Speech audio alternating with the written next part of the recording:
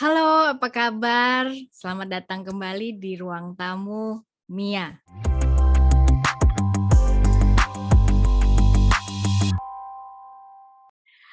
Masih bersama saya Mia Dharma dan saya berharap kita masih baik-baik saja di rumah ataupun mungkin ada sebagian dari kita yang sudah mulai working from office, tetap semangat ya.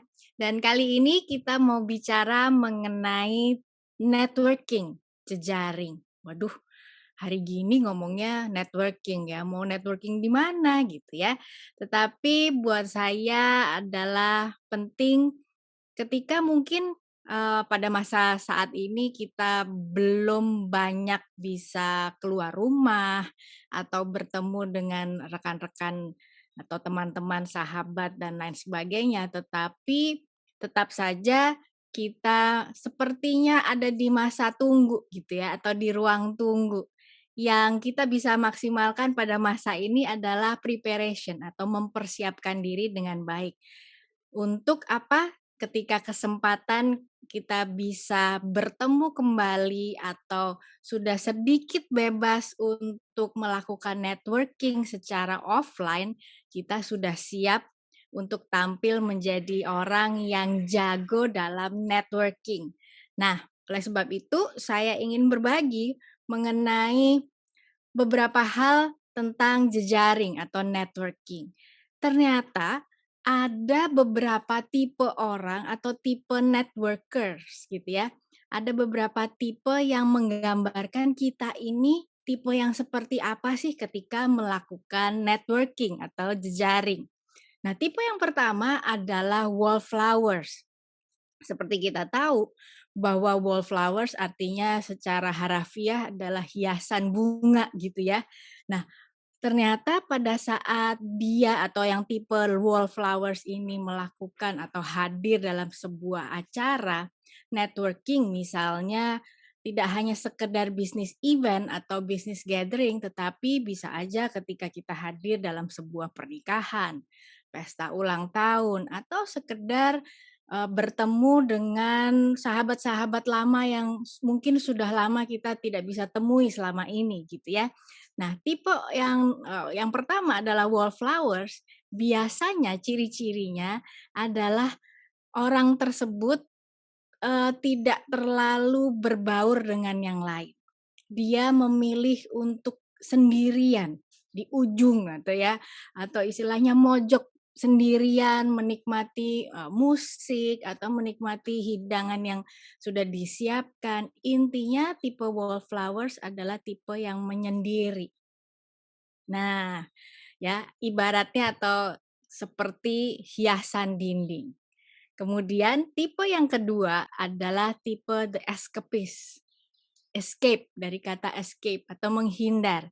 Tipe yang kedua ini ciri-cirinya adalah biasanya kalau kita ngelihat dalam sebuah acara dia itu lebih banyak, sibuk sendiri dengan gadgetnya, dengan terima telepon atau dengan menulis chat dan lain sebagainya. Ketika ada rekan-rekan di sekitarnya atau teman-teman sekitarnya ingin ngajak ngobrol, tipe yang escapist ini kayaknya sibuk atau "menghindar" dalam tanda kutip dengan, melakukan kegiatannya sendiri seperti menerima telepon atau sibuk dengan gadgetnya. Escapist. Yang ketiga adalah tipe gossiper. Nah, kita udah tahu ya, udah sangat hafal arti dari the gossiper. Well, seperti yang kita ketahui, tipe yang ketiga ini ketika ada sebuah atau menghadiri sebuah acara, networking atau bertemu dengan teman-temannya, rekan-rekannya gitu ya dalam sebuah organisasi atau komunitas atau sebuah acara, biasanya kebanyakan yang dia bicarakan adalah membicarakan orang lain, ya, yang istilahnya nggak bisa tahan diri untuk nggak komentar gitu tentang orang lain, tentang sebuah kejadian atau apapun. Jadi intinya adalah menggosip gitu. Nah, tipe yang keempat atau yang berikutnya adalah tipe the gourmand. Gourmand adalah artinya makanan gitu ya. Seperti kita tahu berarti tipe ini sibuknya kalau datang ke sebuah acara fokusnya hanyalah menikmati makanan yang dihidangkan. Jadi pada saat dia hadir, langsung yang dituju adalah bagian apa, misalnya meja yang menghidangkan minuman atau makanan atau snack, dan dia akan tidak jauh-jauh dari area itu, karena dia tipenya the gourmet, oke? Tipe yang berikutnya adalah tipe yang kelima, the salesman. Nah, kita tahu dari arti kata salesman adalah tujuan dia bernetworking, entah itu eventnya yang berkaitan dengan bisnis atau profesional event atau hanya sekedar menghadiri pesta ulang tahun atau menghadiri pesta pernikahan atau sekedar kumpul-kumpul dengan sahabat. Tipe the salesman ini tidak bisa menahan diri untuk tidak jualan gitu ya. Jadi dia memanfaatkan, memaksimalkan waktu sebaik mungkin dan semaksimal mungkin untuk terus bisa menjual. Menjual apa? Ya, menjual bisnisnya dia, apa yang dia sedang kerjakan, atau mungkin misalnya sesederhana dia misalnya menawarkan barang dagangan atau jasa yang dia miliki, salesman. Kemudian tipe yang keenam adalah the rambler. The rambler adalah orang yang intinya suka bicara gitu ya, seneng ngobrol, very talkative, tetapi kadang-kadang untuk orang-orang di sekitarnya susah untuk memotong pembicaraannya. Jadi kalau dia udah mulai bicara, udah mulai ngobrol, tipe ini nggak bisa lihat kapan dia harus kasih kesempatan orang lain untuk berbicara dan kapan dia harus mendengar dan menyimak. Jadi biasanya tipe yang the rambler ini, kalau kita sudah terjebak dengan orang yang tipe seperti ini, kita harus pintar-pintar mencuri kesempatan untuk stop dia bicara atau intinya untuk kita bisa beralih ke teman-teman atau rekan yang lain. Kalau enggak susah motongnya, gitu ya. Oke, tipe yang terakhir dalam networking atau tipe-tipe networkers, orang-orang yang melakukan sosialisasi atau jejaring gitu ya.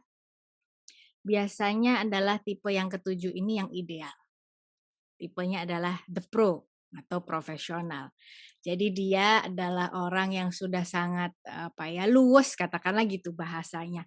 Luwes yang bisa memanfaatkan, sebuah kesempatan kapan dia harus sekedar basa-basi, sekedar, atau misalnya hanya sekedar menyapa, kemudian kapan dia bisa jualan apa yang dia miliki, dia bisa tahu kapan dan kepada orang yang tepat. Intinya, tipe yang terakhir ini, the pro, adalah orang yang bisa membawa diri dengan percaya diri, bisa menguasai keadaan, dan bagaimana dia melakukan networking itu adalah yang sangat elegan tipenya. Jadi dia tahu kepada siapa dia harus, sekedar cuman menyapa dan kepada siapa dia bisa, melakukan deal-deal bisnis yang kemungkinan bisa terjadi.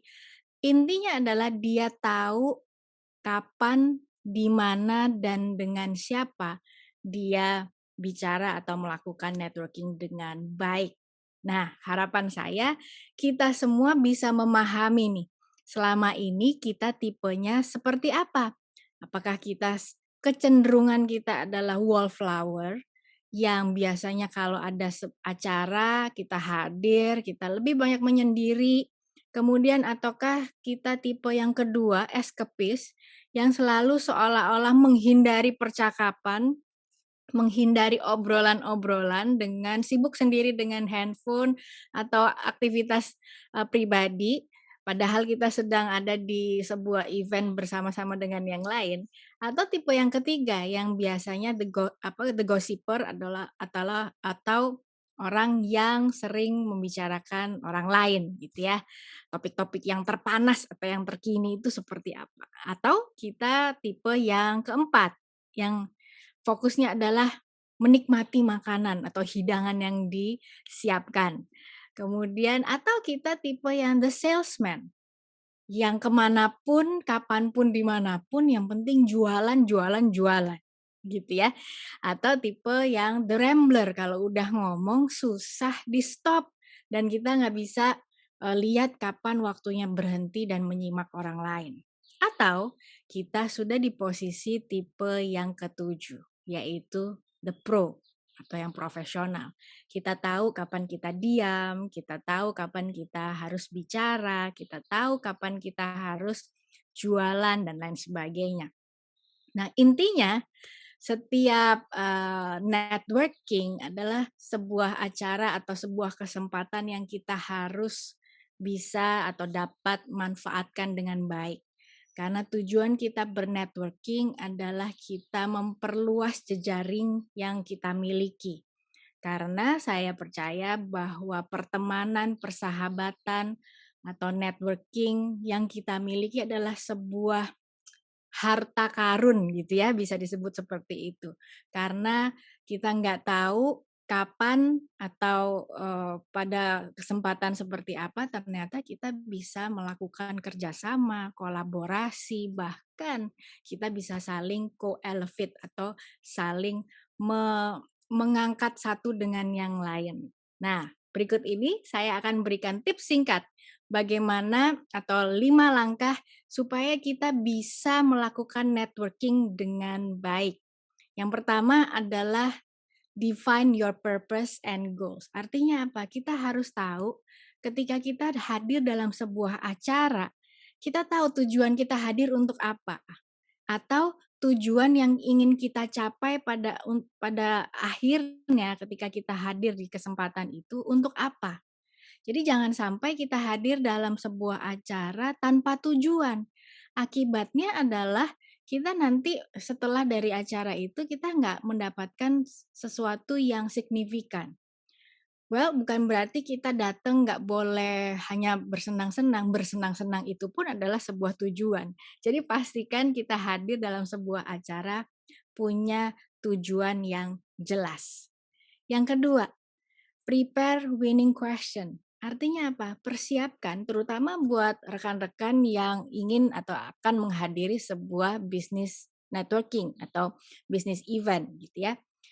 Mempersiapkan pertanyaan-pertanyaan yang tepat, khususnya adalah pertanyaan-pertanyaan terbuka seperti kapan, di mana gitu ya, kenapa atau mengapa, dan bagaimana caranya. Where, when, why, and how adalah pertanyaan-pertanyaan terbuka yang kita bisa sampaikan sehingga apa? Ketika kita melakukan percakapan, percakapannya akan berkembang dengan, topik-topik yang lebih luas.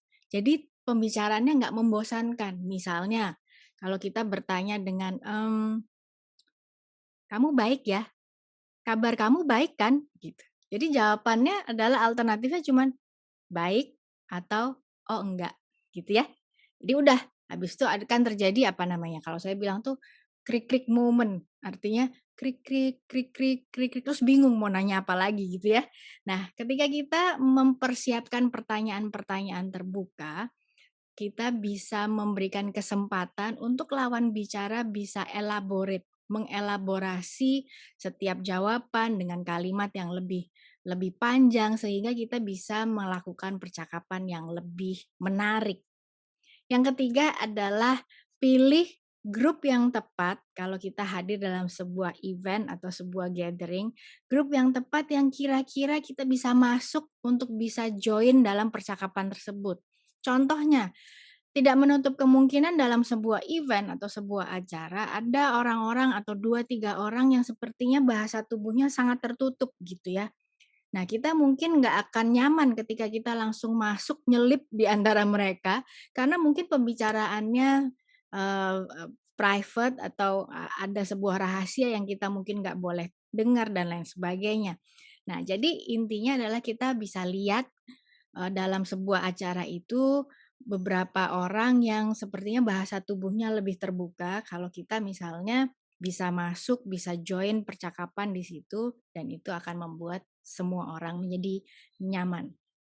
Tips yang keempat adalah kalau kondisi sudah normal kembali dan memungkinkan kita untuk kembali berjabat tangan gitu ya, kontak fisik, lakukan jabat tangan yang profesional atau yang baik atau yang sehat.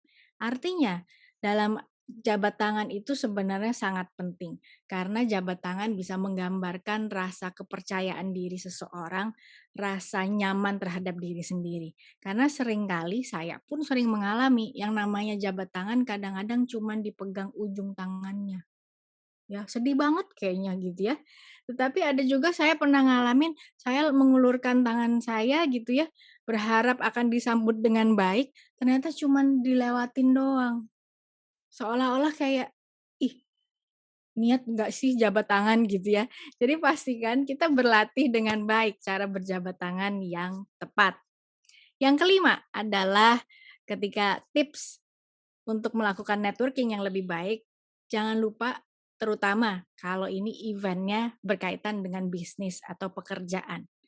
Saya selalu titip pesan gitu ya, bahwa business card atau kartu nama itu tidak boleh lupa atau tidak boleh ketinggalan dimanapun dan kapanpun kita berada. Karena kita nggak pernah tahu sebuah kesempatan tiba-tiba ternyata ngobrol nggak sengaja gitu. Ternyata kita bisa melakukan kerjasama bareng. Jadi jangan lupa untuk selalu membawa kartu nama atau baik itu secara fisik maupun mungkin digital gitu ya. Yang sekarang udah pasti lebih canggih teknologinya dan itu yang kita bisa gunakan sebagai istilahnya sebagai awal untuk perkenalan dengan orang-orang yang kita ingin ajak bekerja sama. Oke?